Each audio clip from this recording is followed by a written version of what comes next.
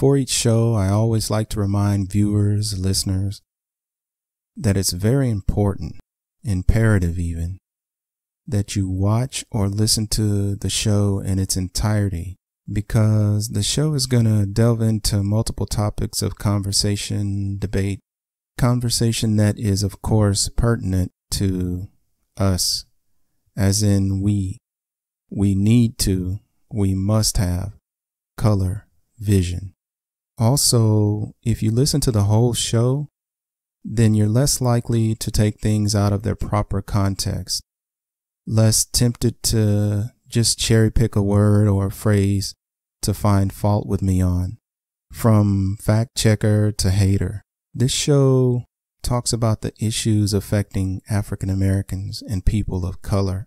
When we do this, we are not doing it to exclude others, other groups. We do this show to focus on our issues.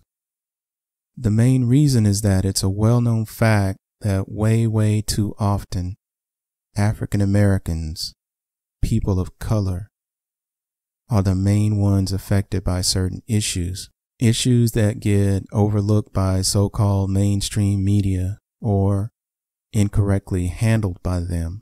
Like I always say, you would think that this little caveat would go or should go without saying, but I feel compelled to put it out there.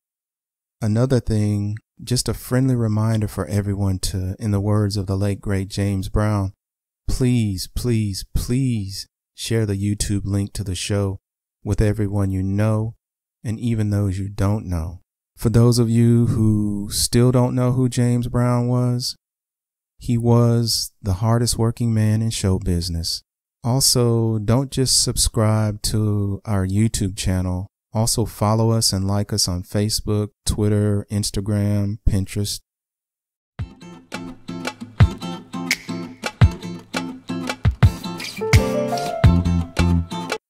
I like to start each show by trying, and I stress the word trying, to take the pulse of not the nation, but our nation.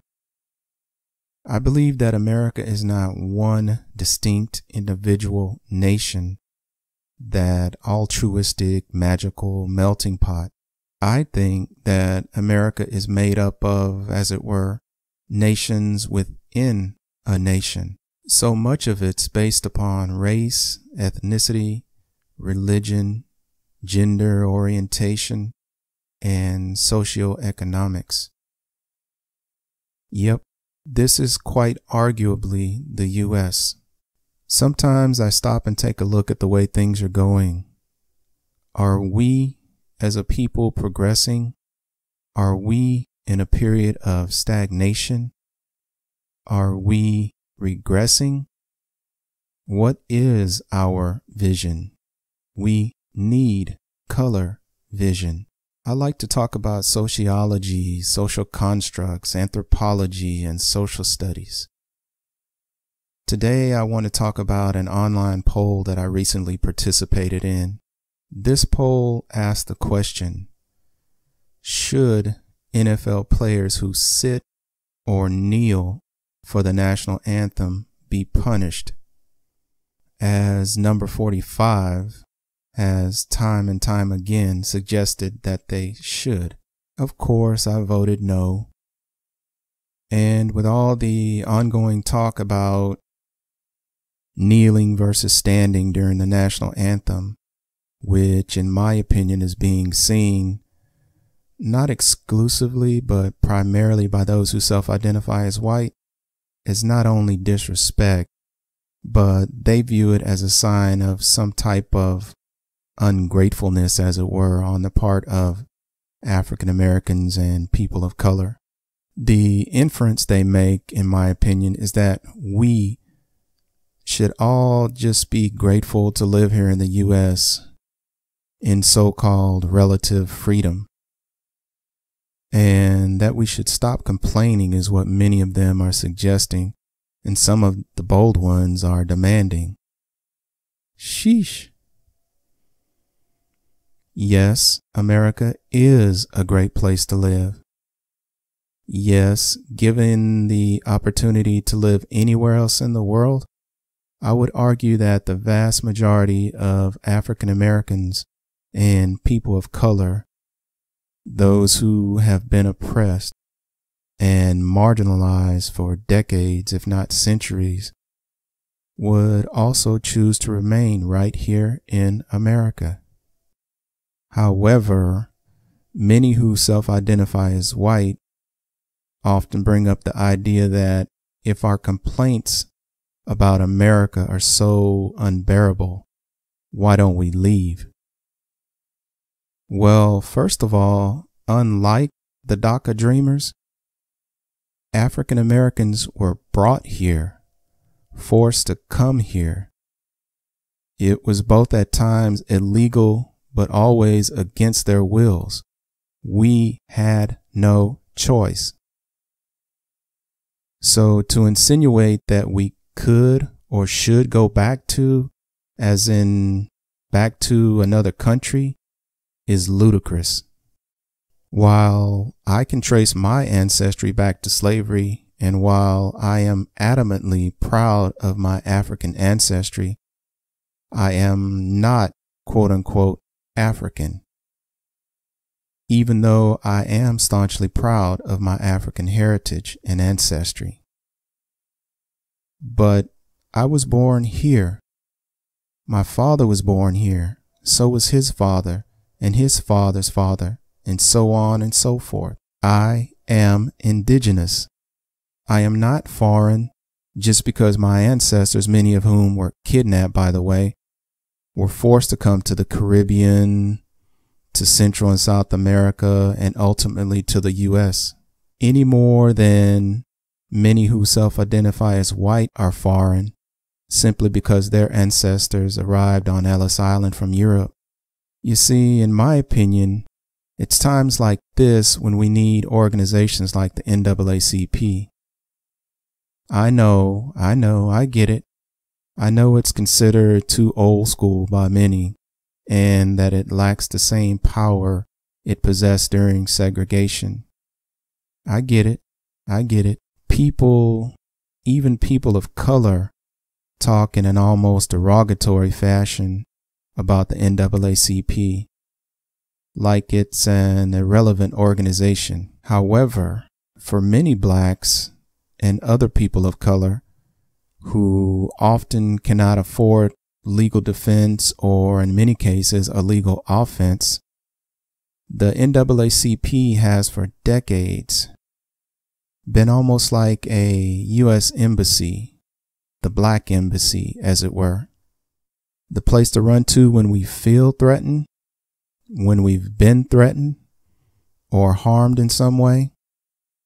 In this foreign yet familiar land, a land that is both strange and familiar, the NAACP is that place to run to. Kind of like OJ did or Michael Jackson did when they were in trouble. They came home, as it were, to the black community, a community that arguably neither of them had really been a part of or seemed to publicly be a part of since they were like teens. But it's still always home. I'm just saying, the moral to the story is that it's not just the color of our skin, the different shades of brown, the African ancestry that makes us part of the diaspora. It's the idea that no matter how much we integrate with society at large, we are a nation within a nation. We are a culture within a culture.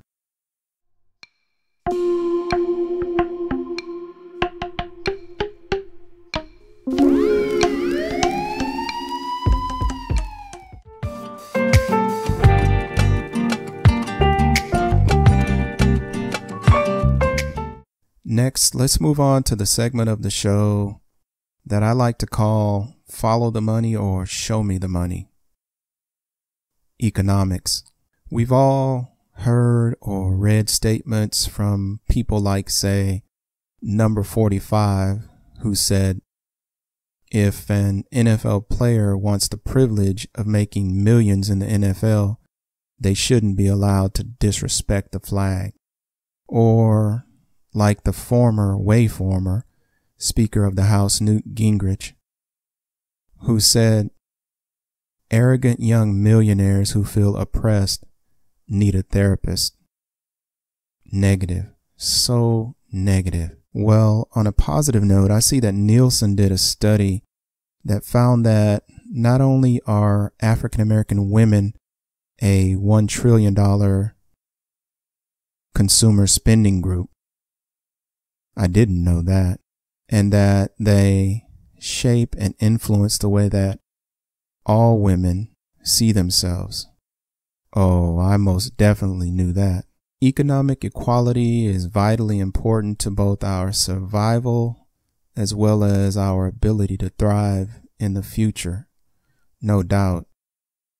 But really, really, do people who self-identify as white really think that Dr. King's dream, his vision, was as simple as obtaining the right to vote, the right to drink water out of the same public water fountain as those who self-identify as white, to sit at a drugstore lunch counter, to sit at the front, the middle, the side, or the top of the bus, just so long as we're not by default relegated to the back? If they think that this is what Dr. King's dream was all about, then they don't really understand his dream, his vision at all. His dream, his vision was grandiose, the most dramatic, most futuristic, most visionary document that, in my opinion, makes the preamble to the Constitution seem plain, seem ordinary, and overly simplistic. Here you had an African American man born and raised in the Jim Crow South with the unmitigated gall, the audacity to say that he has a dream that America would live out the true meaning of its creed, that the sons of former slaves and sons of former slave owners would sit in brotherhood. He dreamt that Mississippi would be transformed into an oasis of freedom and justice. Wow. That his own children would live in an America where they would not be judged by their skin color, but by their character. This man, brown-skinned, of African ancestry, man, dreamt that even in Alabama, which back then was like an apartheid state, with its most hateful governor, that black kids and white kids would be able to join hands as sisters and brothers. But part of the problem is that so many who self-identify as white see the civil rights movement as trivial, as being something that was just about signs that said whites only, or about affirmative action and us having a bigger share of the pie, if you will, which we no doubt deserved. However, for all the pomp and circumstance about how the quote-unquote founding fathers were godly men and women who felt persecuted in Europe, that they had this grand idea of coming to the New World to pray and worship as they saw fit and not as the monarchy told them. No, their primary goal was economic. After all, they could have prayed in a closet in Europe, could have worshiped in a small room in Europe. You cannot deny the dream of wealth creation, prosperity, etc. was not on their minds, like it is for many immigrants today. Hey, if the primary goal was freedom to worship, How do you explain the violent takeover of Native American land, or the introduction of something as brutal and inhumane as chattel slavery? We are a capitalist society, and there is theoretically nothing inherently wrong with capitalism per se, but too often those who self-identify as white find it hard to see past the money onto what really matters, the humanity. Perhaps this is why we have ongoing race issues. The dream was not quote unquote civil rights, but human rights. I repeat, the dream was not civil rights, but human rights. By that I mean, it's like Dr. King said, true integration will come only when men are true neighbors, willing to be obedient to unenforceable obligations. The moral to the story is about the big picture, the totality of what civil rights encompasses. It's about more than the money. Money quite often can be relegated to a written, binding, enforceable contract of sorts. But treating people who happen to look different than you with basic human dignity should also be a binding contract. Isn't that the golden rule? Treating others the way you want to be treated? This is way, way more powerful than man-made, man-created legislation. This is where high-minded spirituality, the proverbial rubber, meets the proverbial road.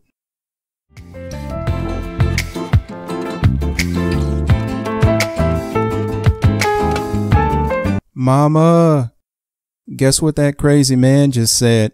Yep, it's time for a little political discourse. And that crazy man that I'm playfully, lightheartedly, while rolling my eyes referring to, is POTUS, number 45.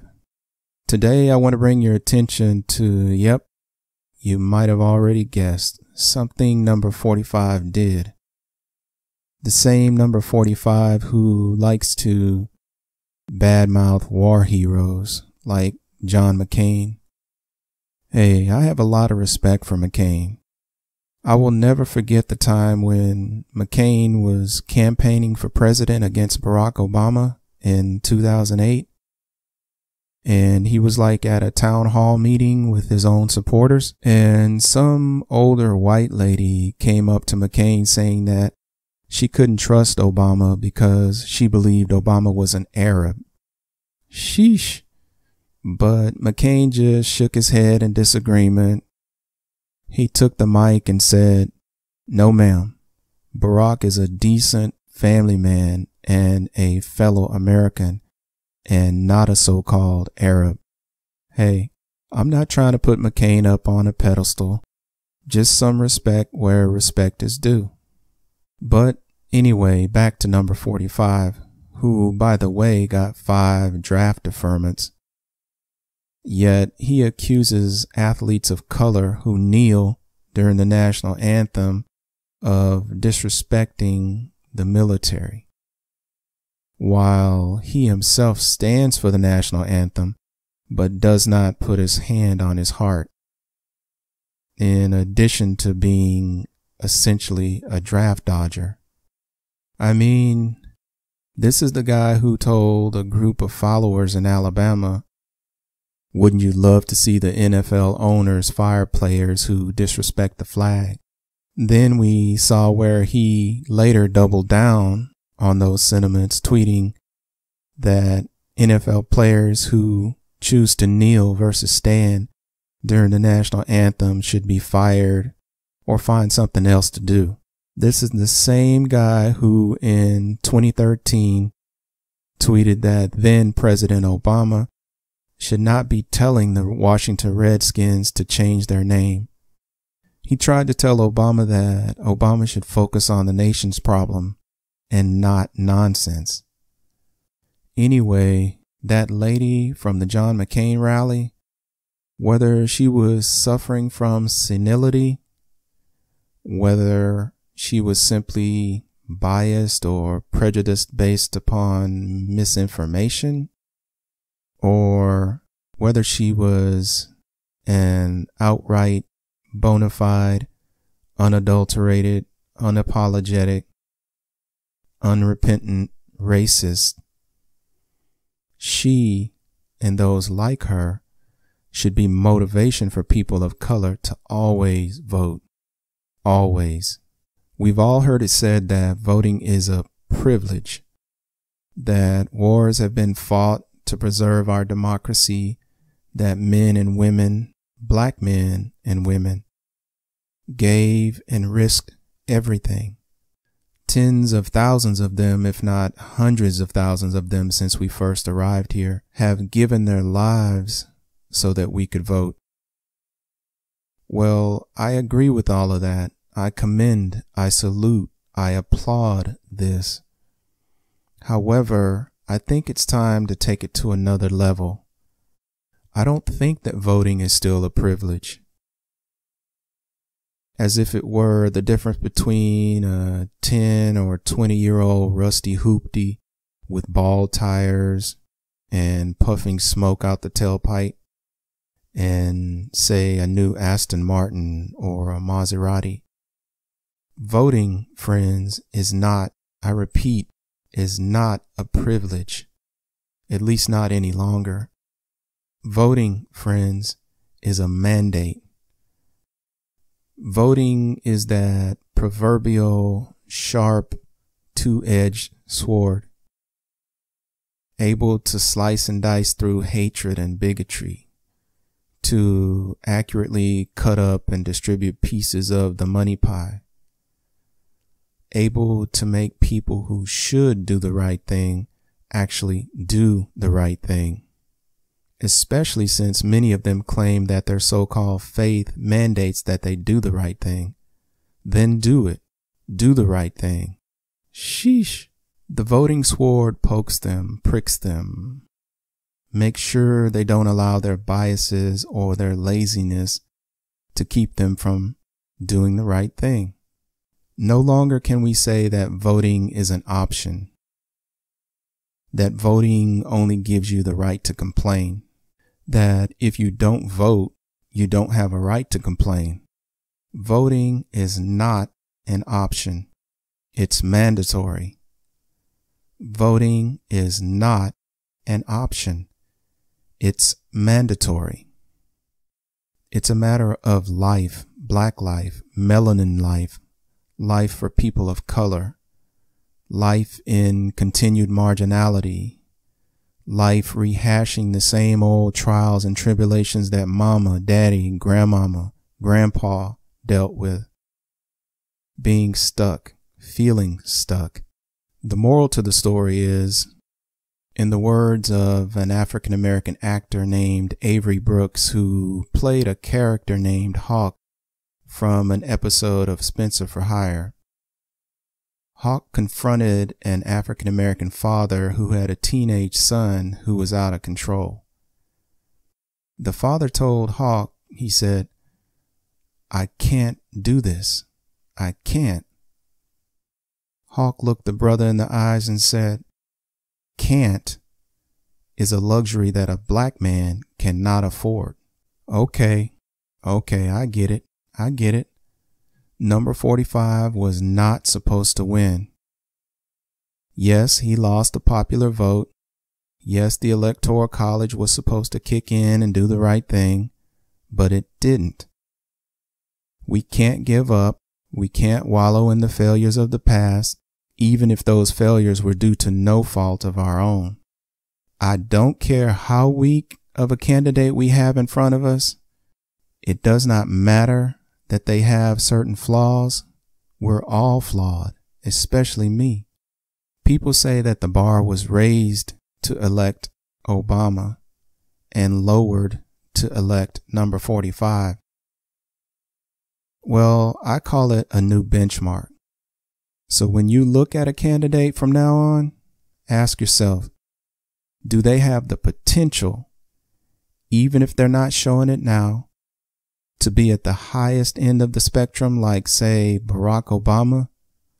Or do they have the potential to end up at the lower end of the spectrum, like, say, number 45? It should be a no-brainer when using these newly set standards.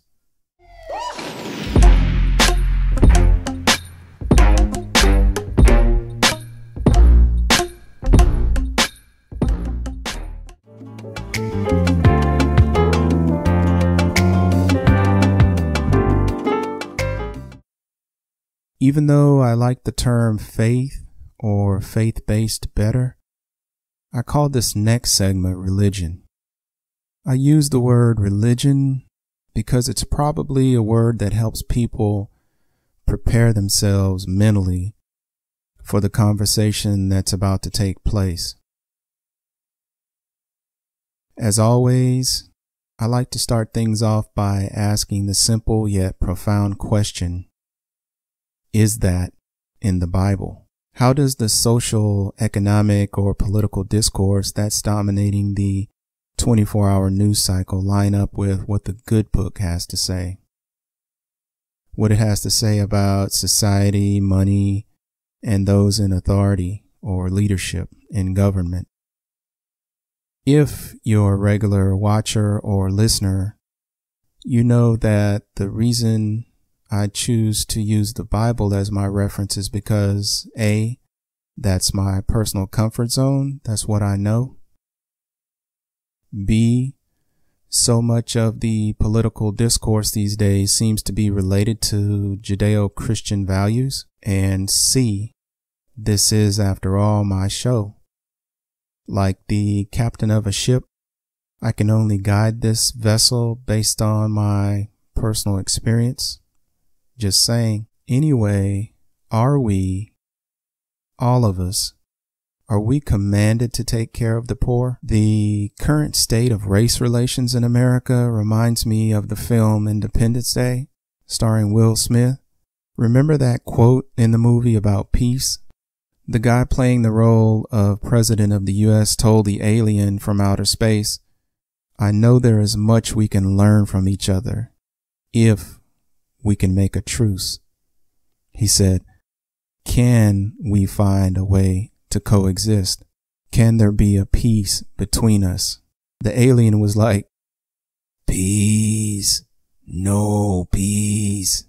In this country, it seems as if the majority of those who self-identify as white, they see too much of what is going on regarding race relations, race disparities, etc., as isolated incidents versus systemic problems with regard to how we should treat the poor.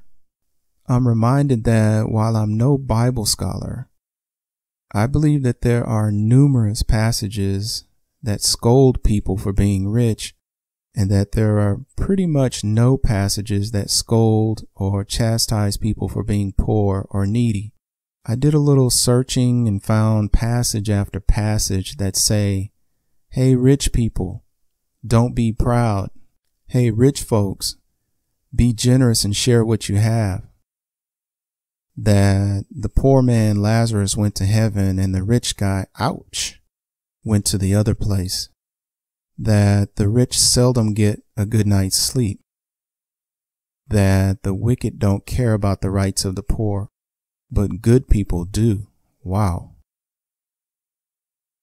And one that is really kind of disturbing is the warning, rich people, your money has rusted, and in the end, that rust will be the evidence against you. Wow. So why do not all, but lots of evangelicals who self-identify as white seem to, I repeat, seem to buy into the narrative that so-called entitlements for seniors, for people with disabilities, veterans, women and children, families that live below the poverty line, that they should be scolded or chastised for needing financial or medical assistance. Not to mention the fact that the majority of those who qualify for Social Security or other benefits actually have lifelong histories of paying into both Social Security and Medicare via payroll tax deductions.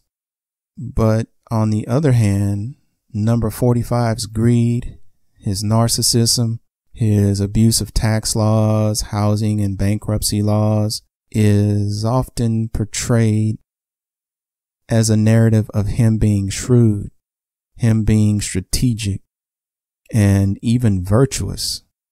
What's up with that? It appears to come straight from the trickle-down economics principle. We all know their definition of trickle-down economics.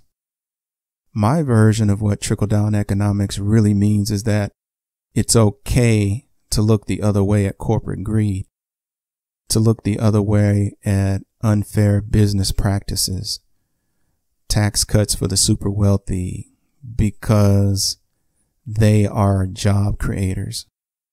It means basically do not upset them. It means do not, in a sense, bite the hand that feeds you. It's also about this notion, this sentiment, this human proverb that even I used to quote. It says that if you give a man a fish, you feed him for a day. But if you teach him to fish, he can eat for a lifetime. So heartfelt, so proverbial, so almost pragmatic.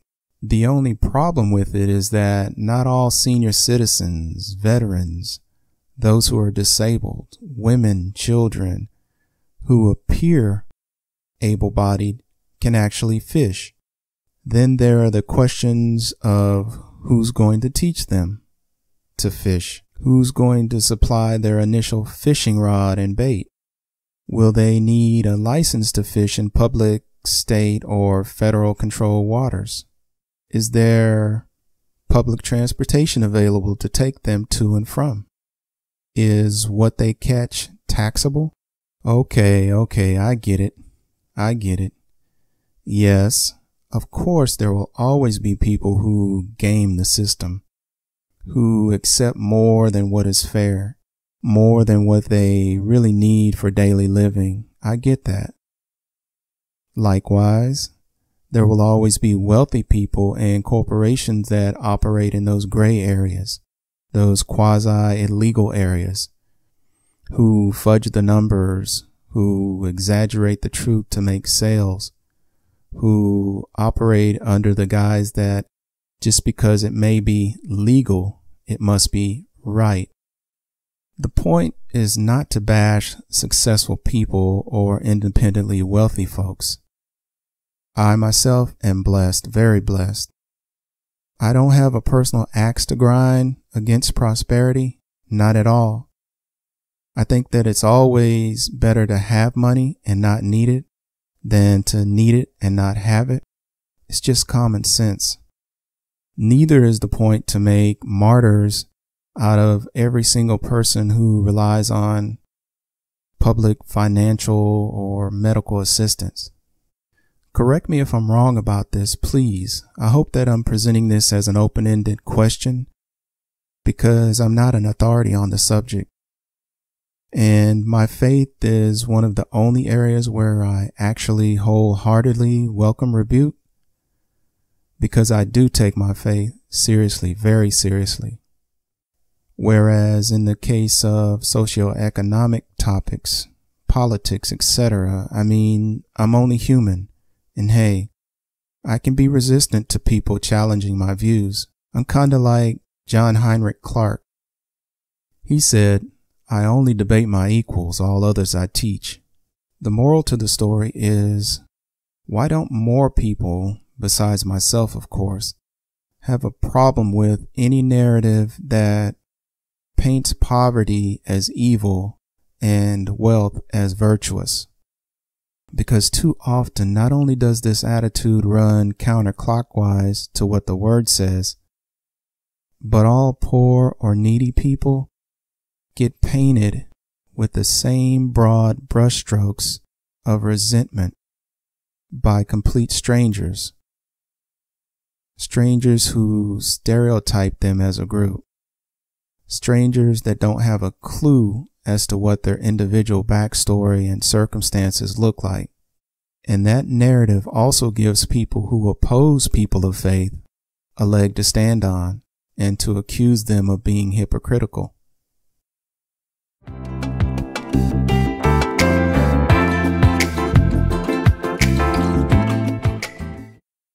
Moving on to sports. I've said it before and I'll say it again. I only have two things to say. One is, go Cowboys. Two is, if you watch or listen to this show on a regular basis, you know that I'm not really feeling the NFL this season.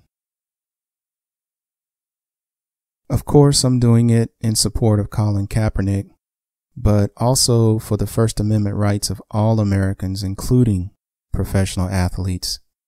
I used to be a really huge fan of ESPN, the sports cable channel. I applaud them for offering opportunities to so many people of color on both TV and radio. Some of the best commentary and reporting on the planet has come from ESPN, no doubt. I'm just burned out though, with not all but so many people on TV and radio who self-identify as white, who really are not trained or have the background in how to report on issues that have to deal with racism related to athletes or in society at large. White newscasters, white sportscasters, white commentators in every media venue. Instead of always having something to say about black people, instead of always being critical of black people, you should be challenging other white people. We've heard it said that most police officers are good, quality people, good cops, etc., etc. Well, why don't the good ones challenge the bad ones? Especially if it's just a few bad ones that are giving the whole collective a bad name. Why don't you challenge them? Why don't you critique them? Why don't you confront them, even if it's behind closed doors? At some point, police unions, the police fraternity, has got to speak out. Not in the traditional defensive posture, but in one of compassion and empathy. If you self-identify as white and you have an uncle or grandfather or cousin or brother or neighbor or whatever who you know has racist tendencies, who you know is a Klan member, a skinhead, a nationalist, who has radical ideology regarding race and ethnicity and perhaps even gender and religion, why don't you confront them? Why don't you challenge them? If they and their views are really in the minority in America, why don't you confront them? Why do you confront black people who have historically always been marginalized? It's kind of like the idea of spanking the neighbor's kid for making bad grades or for breaking a window with a baseball versus spanking your own child versus disciplining your own child. There's a difference. Duh, that's not your kid. So whenever you step across the line and start critiquing black people on some of these really divisive issues, it's like spanking the neighbor's kid. Spanking the neighbor's kid because he didn't take out the trash. You wouldn't dare do that. You wouldn't even think about doing that. So take care of your own and let us take care of our own. And if we don't take care of our own, then shame on us. But still, stay in your lane. The moral to the story is, yes, people who self-identify as white, they do have a First Amendment right to speak, but that doesn't mean that they should. Hey, even fools seem smart when they're quiet. Even the Bible says that if you talk too much, you'll probably end up saying something wrong. So be smart and watch what you say.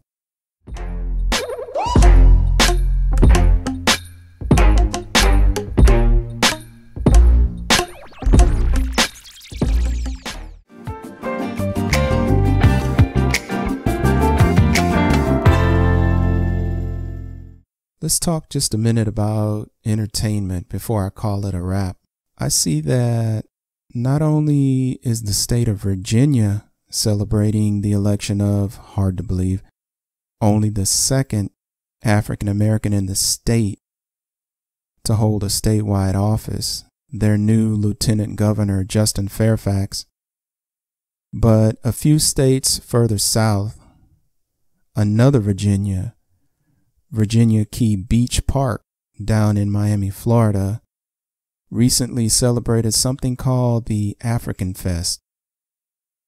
It's a huge celebration of African history, culture, and music. Drop us a line if you attended and let us know how it went. As most of you know, I prefer to take a macro view of topics, the big picture view of topics. So I won't, and I typically don't get into the nuances, the details that you might ordinarily hear about in the 24-hour news cycle. So this is why I really appreciate talk shows, journalists who share our vision, color vision. Many of them spend or have spent their lives digging out the details for us. We need that. We should always seek out sources of news and information. It should not only be fact-checked, peer-reviewed, properly sourced, etc., but when it comes to many issues that are of particular importance to us, it should also come from sources that see this world through our eyes with color vision. Yeah, academic analysis is great, but so is understanding what it feels like to be a person of color in America. Well, hey, I'm out of time for this episode. But if you have a story to share or would like to suggest a topic that you would like for us to talk about, then please reach out to us on social media or visit our site at ourviz.com. Until next time, always remember that vision looks outward and becomes aspiration. Peace.